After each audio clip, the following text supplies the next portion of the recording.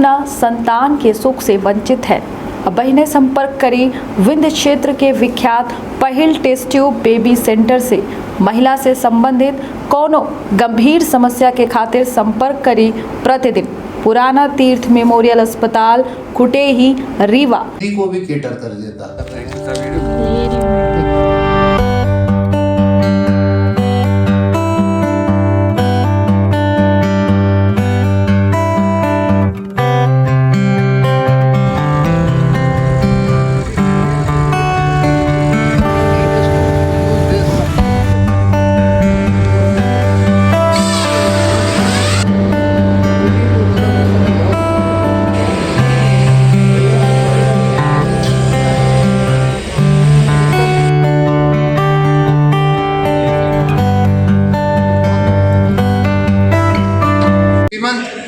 सिंधिया जी के कृपा से और आदेश से आज यहाँ एयरपोर्ट को देखने आया हूँ और कुछ अपने विचार भी अभिव्यक्त करने आया हूँ। लेकिन उसके पहले मैं यहाँ के सारी टीम को और एविएशन डिपार्टमेंट और जो प्राइवेट कंसर्न्स यहाँ जो काम कर रहे हैं उनको कोटिशः बधाई दे रहा हूँ। श्रीमंत सिंधिया जी के साथ मेरा जब संवाद हुआ और मैंने एयरपोर्ट के लिए उनसे आग्रह करा कि मैं चूँकि हेरिटेज में और कल्चर में और भोजन में आदि में बहुत काम करता हूँ, तो यदि आप कोई आदेश देना चाहें तो उन्होंने सहर्ष मुझे कहा कि आप रीवा भी देखिए, जो प्रयाग का एक्सटेंशन है उसको भी देखिए और जो जबलपुर में बन रहा है। तो कल रीवा का हमारा एयरपोर्ट का निरीक्षण मैंने किया सारे समस्त एविएशन डिपार्टमेंट के अधिकारियों के साथ में, जहाँ एक अच्छी बात तो ये लगी कि लगभग 20 से 25 दिन हम समय से पहले चल रहे हैं काम में। बहुत अच्छा कार्य हो रहा है। रनवे पूरा उनका कंप्लीट हो गया है। रनवे में जो नाइट लैंडिंग फैसिलिटीज़ हैं वो इलेक्ट्रिफिकेशन उनका बाकी है। टर्मिनल उनका स्ट्रक्चर पूरा कंप्लीट हो गया है। इंटीरियर्स भी लगभग हो गए हैं जो पहले इंटीरियर्स होते हैं। अब जो डेकोरेटिव मामला है जो उसको और निखार के सामने लाएगा, उसके लिए जिसके लिए मुझे नियुक्त करा गया है वो मैंने पूरी जानकारियां उनको दे दी हैं। मैं आदरणीय मीडिया के साथियों से भी आग्रह करूंगा कि आपके पास भी कोई अच्छे दुर्लभ यहाँ के फ़ोटोग्राफ्स हों तो आप उनको हमारे माध्यम से उपलब्ध करा सकते हैं, जिससे हम रीवा की जो छवि है, रीवा का जो एक गौरव है, विंध्य की जो एक पहचान है, विंध्य की एक जो एक क्षमताएं हैं, वो हम कैसे प्रदर्शित कर सकते हैं। क्योंकि कहा गया है कि एक पिक्चर कम से कम 10,000 शब्दों के बराबर होता है। तो जहां हम एक पिक्चर दिखाएंगे तो आप समझ लें कि कोई अगर 10,000 शब्द लिखेगा वो फीके पड़ जाएंगे, वो पिक्चर बहुत महत्वपूर्ण रहेगी।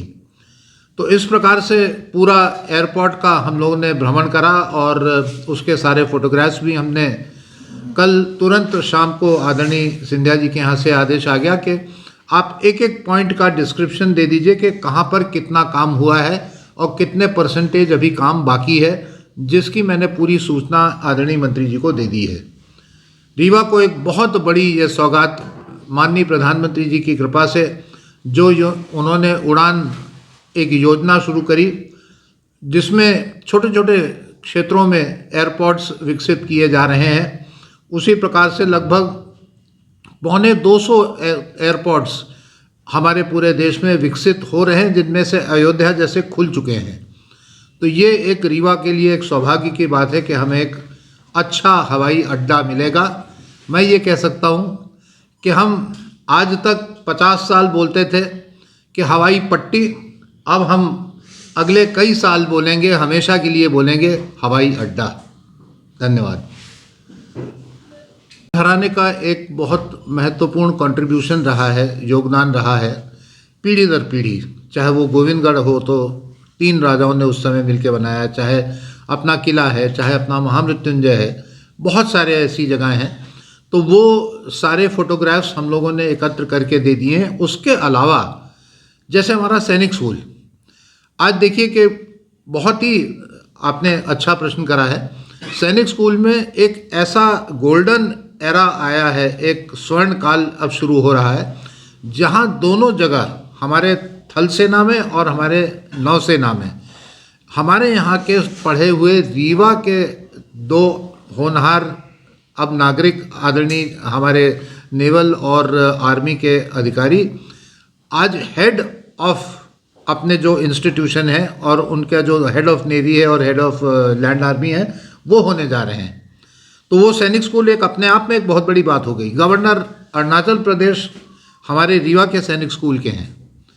तो ये सब सारी चीज़ें आती हैं तो सैनिक स्कूल का बिल्कुल हक बनता है, बहुत बड़ा हक बनता है। उसी प्रकार से वेंकट भवन का हक बनता है, उसी प्रकार से बैजू धर्मशाला का।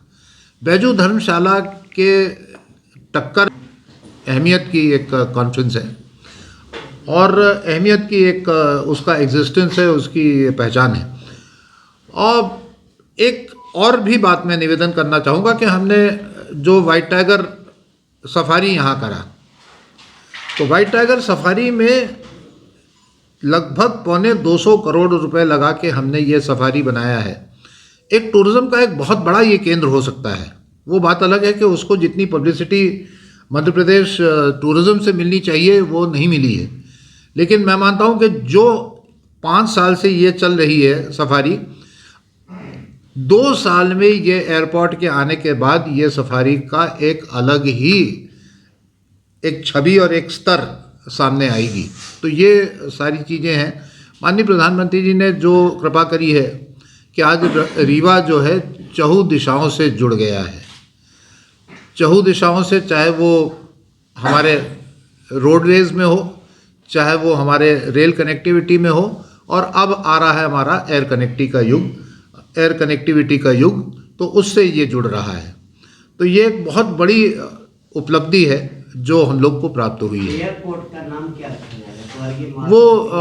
वो बड़े लोगों को निर्णय लेने दीजिए, विभिन्न प्रदेश के अपना राजमार्ग, वो बड़े लोगों को अपना निर्णय लेने दीजिए, वो सोच समझ के लेंगे। सैनिकों की आपने बात की तो सैनिक स्कूल की बात करी। नहीं, तो सैनिक को मैं जो प्रेस कॉन्फ्रेंस कर रहा हूँ वो एक पॉइंटेड मैटर पर है और उसमें हम लोग देख रहे हैं कि वो किस प्रकार से और अच्छा दिखे और उससे एक ध्वनि जो निकले वो निकले कि हम कैसे पर्यटन और यहाँ बढ़ा सकते हैं या अपने क्षेत्र का कल्चर बढ़ा सकते हैं। जैसे देखने को आया है कि सफ़ेद टाइगर हमारे रीवा में है, राजघराना हमारा रीवा में है, इस तरह की स्थित जो मंदिरों को लेके, जैसे महामृत्युंजय हमारे यहाँ पीली कोटो, तो इस तरह की फोटो वगैरह लगेगी? बिल्कुल, बाहर से आएंगे। बिल्कुल हम केवल वहाँ तक सीमित नहीं रह रहे हैं, हम उसके आगे भी जा रहे हैं। जैसे अगर आप कभी प्रयाग पधारे हो, प्रयाग का एयरपोर्ट देखा हो, या अगर आपने अभी हाल में अयोध्या का देखा हो, या आपने वाराणसी का देखा हो, वाराणसी निश्चित, लेकिन प्रयाग का सबसे ज़्यादा इस मामले में बहुत महत्वपूर्ण है। वहाँ सारे के सारे वो तपस्वी जो मनीषी लोग थे जिन्होंने वहाँ आसपास अपनी साधना से भारत को ही नहीं पूरे विश्व को कोई ना कोई ज्ञान दिया, उनके फोटोग्राफ्स भी या उनके चित्र भी वहाँ पर रेखांकित किए गए हैं, वहाँ पर लगाए गए हैं, बनाए गए हैं। उसी प्रकार से हमारे यहाँ चाहे वो महाराज रघुराज सिंह हो, चाहे हिंदी के पहले नाटक रचयिता महाराज विश्वनाथ सिंह हो, चाहे साहित्य के एक देवता पुरुष बाण भट्ट जी हों, चाहे ऐसे लोग हों, ये सारे लोग हमारे बीरबल हों, तो उनकी भी तस्वीरें हम लोग वहाँ पर लगाने वाले हैं, या उनकी स्केचेस या उनके पेंटिंग्स वो भी वहाँ पर होंगे।